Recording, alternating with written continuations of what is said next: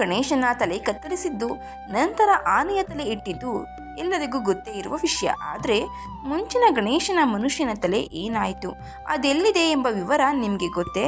ಹಾಗಾದರೆ ಬನ್ನಿ ಈ ವಿಡಿಯೋದಲ್ಲಿ ತಿಳಿದುಕೊಳ್ಳೋಣ. ನಮಸ್ಕಾರ ಸ್ನೇಹಿತರೆ, ಎಲ್ಲರಿಗೂ ಮಾನು ಮನೋಜ್ ಕನ್ನಡ ಯೂಟ್ಯೂಬ್ ಚಾನಲ್ಗೆ ಸ್ವಾಗತ. ಗಣಪತಿ ಪ್ರಥಮ ಪೂಜಿತ, ಅವನು ಎಲ್ಲ ಹಿಂದೂಗಳ ಅಚ್ಚುಮೆಚ್ಚಿನ ದೇವರು. ಮನೆ ಮಗನಂತೆ ಜನ ಗಣೇಶನಿಗೆ ಪ್ರೀತಿಯನ್ನು ತೋರಿಸ್ತಾರೆ. ಸಿದ್ಧಿ ಬುದ್ಧಿಗೆ ಒಡೆಯ ಎಂದು ಪೂಜಿಸ್ತಾರೆ. ಶ್ರೀ ಗಣೇಶನ ಜನ್ಮ ವೃತ್ತಾಂತವು ತುಂಬಾ ಆಸಕ್ತಿದಾಯಕ. ಈ ಕಥೆ ಎಲ್ಲರಿಗೂ ತಿಳಿದಿದೆ. ತನ್ನ ಕೈಲಾಸದ ಮನೆಗೆ ಹೋಗಲು ಅವಕಾಶ ಕೊಡದ ಶ್ರೀ ಗಣೇಶನ ತಲೆಯನ್ನ ಮಹಾದೇವನು ಅವನ ಮುಂಡದಿಂದ ಬೇರ್ಪಡಿಸ್ತಾನೆ. ನಂತರ ಅವನ ಮೂಲ ತಲೆಯ ಬದಲಿಗೆ ಅವನಿಗೆ ಗಜದ ತಲೆಯನ್ನ ನೀಡಲಾಗುತ್ತೆ. ಅಂದ್ರೆ ಆನೆಯ ತಲೆಯನ್ನ ಗಣಪತಿಗೆ ನೀಡಲಾಗುತ್ತೆ. ಇಲ್ಲಿ ಗಮನಿಸಬೇಕಾದ ವಿಷಯವೆಂದರೆ, ಗಜಾನನಿಗೆ ಆನೆಯ ತಲೆಯನ್ನೇನೋ ನೀಡಲಾಯಿತು, ಆದರೆ ಅವನ ನಿಜವಾದ ತಲೆ ಏನಾಯಿತು ಮತ್ತು ಅದು ಪ್ರಸ್ತುತ ಎಲ್ಲಿದೆ? ಈ ಬಗ್ಗೆ ಯಾವತ್ತಾದರೂ ಯೋಚಿಸಿದ್ದೀರಾ? ಭಾರತ ಸೇರಿದಂತೆ ಇತರ ದೇಶಗಳಲ್ಲಿ ಗಣಪತಿಯ ಅನೇಕ ದೇವಾಲಯಗಳಿವೆ. ಅವನ ವಿಗ್ರಹವನ್ನು ಸ್ಥಾಪಿಸಲಾಗಿದೆ ಎಲ್ಲೆಡೆ. ಆದರೆ ಗಣೇಶನ ಅದೇ ದೇಹದಿಂದ ಬೇರ್ಪಟ್ಟ ತಲೆಯನ್ನು ಪೂಜಿಸುವ ದೇವಾಲಯವು ಹೊಂದಿದೆ. ಆ ದೇವಾಲಯದ ಬಗ್ಗೆ ನಿಮಗೆ ತಿಳಿದಿದೆಯಾ? ಹೌದು, ಈ ದೇವಾಲಯವು ಒಂದು ಗುಹೆಯಲ್ಲಿ ಬಹಳ ಆಳದಲ್ಲಿದೆ.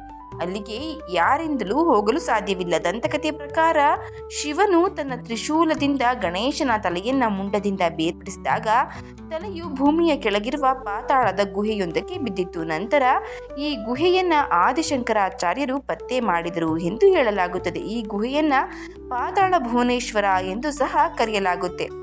ಪಾತಾಳ ಭುವನೇಶ್ವರ ಎಂದು ಪ್ರಸಿದ್ಧವಾಗಿರುವ ಈ ಸ್ಥಳವು ಉತ್ತರಾಖಂಡದ ಪಿಥೋರಾಗಢದ ಗಂಗೋಳಿ ಹತ್ನಿಂದ 14 ಕಿಲೋಮೀಟರ್ ದೂರದಲ್ಲಿದೆ. ಶಿವನು ಸ್ವತಃ ಇಲ್ಲಿ ಗಣೇಶನ ತಲೆಯನ್ನ ರಕ್ಷಿಸುತ್ತಿದ್ದಾನೆ ಮತ್ತು ನೋಡಿಕೊಳ್ತಾ ಇದ್ದಾನೆ ಎಂಬ ನಂಬಿಕೆಯೂ ಸಹ ಇದೆ.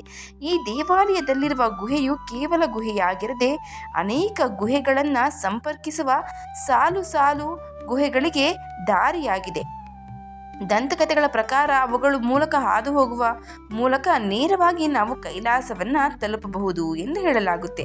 ಈ ಗುಹೆಯಲ್ಲಿ ಪ್ರತಿಷ್ಠಾಪಿಸಲಾದ ಗಣೇಶ ತಲೆಯನ್ನ ಆದಿ ಗಣೇಶನ ಹೆಸರಿನಿಂದ ಸಂಬೋಧಿಸಲಾಗಿದೆ.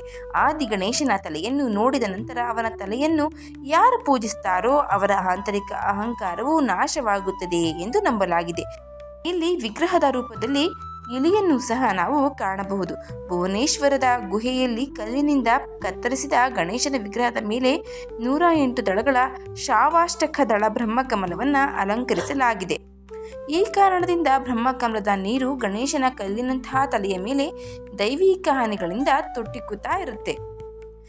ಇದು ಗಣೇಶನ ತಲೆ ಹೇಗೆ ಪಾತಾಳವನ್ನ ಹೊಕ್ಕಿತು, ಗಣೇಶನ ತಲೆಯನ್ನು ಈಗಲೂ ಪೂಜಿಸ್ತಾ ಇದ್ದಾರಾ ಎನ್ನುವುದಕ್ಕೆ ಒಂದು ಚಿಕ್ಕ ಮಾಹಿತಿ ನಿಮಗೆ ಇಷ್ಟ ಆಗಿದ್ದರೆ ದಯವಿಟ್ಟು ಶೇರ್ ಮಾಡಿ, ಲೈಕ್ ಮಾಡಿ. ಈ ವಿಡಿಯೋ ಬಗ್ಗೆ ನಿಮ್ಮ ಅನಿಸಿಕೆ ಅಭಿಪ್ರಾಯವನ್ನು ಕಮೆಂಟ್ ಬಾಕ್ಸ್ನಲ್ಲಿ ತಿಳಿಸಿ. ಚಾನಲ್ನ ಇನ್ನು ಸಬ್ಸ್ಕ್ರೈಬ್ ಮಾಡ್ಕೊಂಡೆ ನೋಡ್ತಾ ಇದ್ದರೆ ದಯವಿಟ್ಟು ಸಬ್ಸ್ಕ್ರೈಬ್ ಮಾಡಿಕೊಂಡು ನೋಡಿ. ಧನ್ಯವಾದಗಳು.